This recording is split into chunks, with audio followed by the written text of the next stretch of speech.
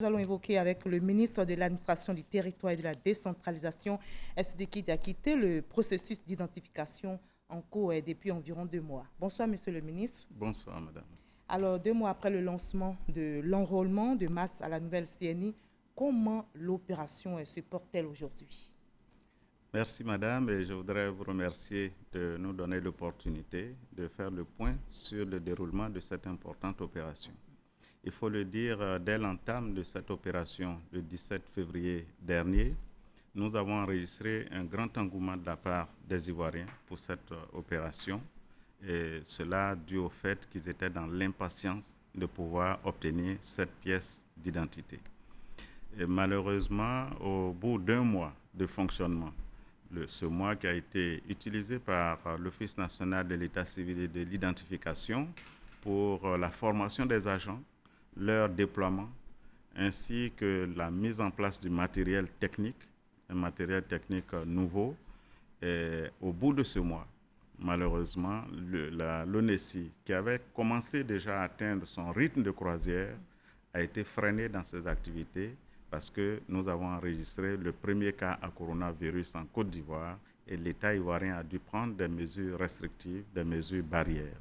Cela a entraîné une baisse de l'affluence dans les lieux d'enrôlement et a eu une influence également sur le nombre de personnes enrôlées.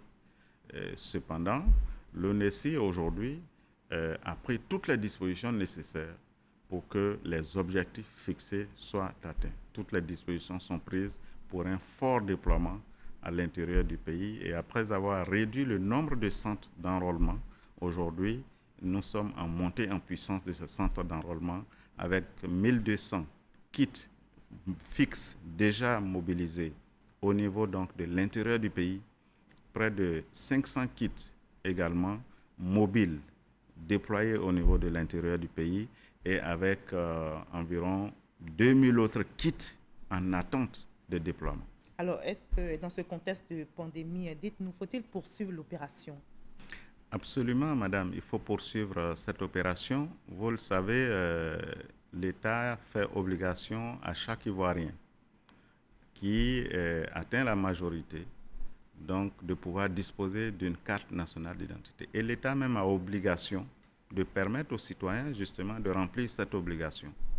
Et nous le savons, depuis la pandémie, depuis qu'il y a eu cette restriction dans les déplacements de population, ces populations n'ont pas arrêté de fréquenter les centres d'enrôlement. Elles continuent de venir demander les cartes nationales d'identité et l'État a obligation de leur donner satisfaction.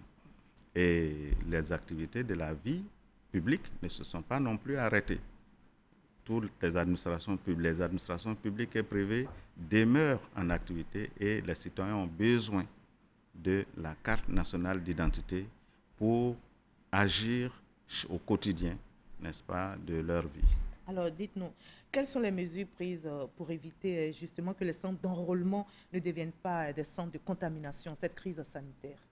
Justement, ce qui incombe à l'État, c'est de faire en sorte que le citoyen soit protégé. Celui qui vient demander donc sa carte nationale d'identité soit protégé au plan sanitaire.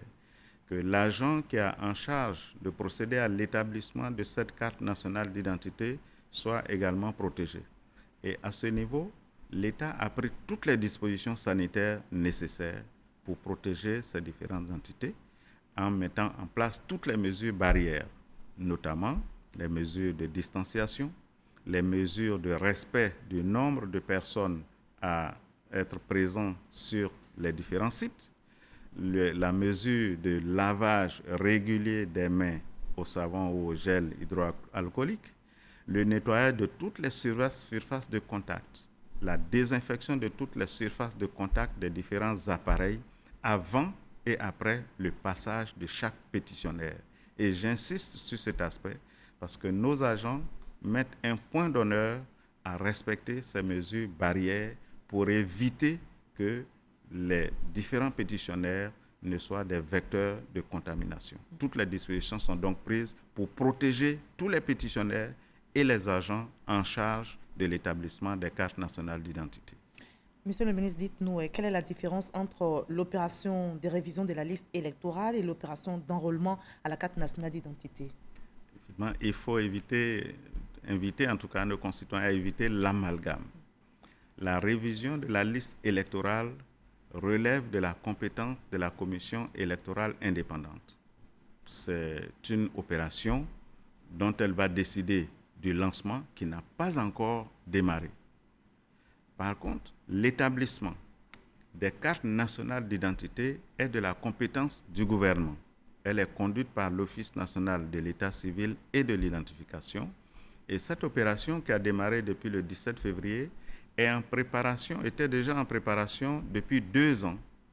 Après son démarrage en février, elle ne s'arrêtera plus. C'est une opération qui est permanente. Il faut donc la dissocier totalement de l'enrôlement pour la révision de la liste électorale.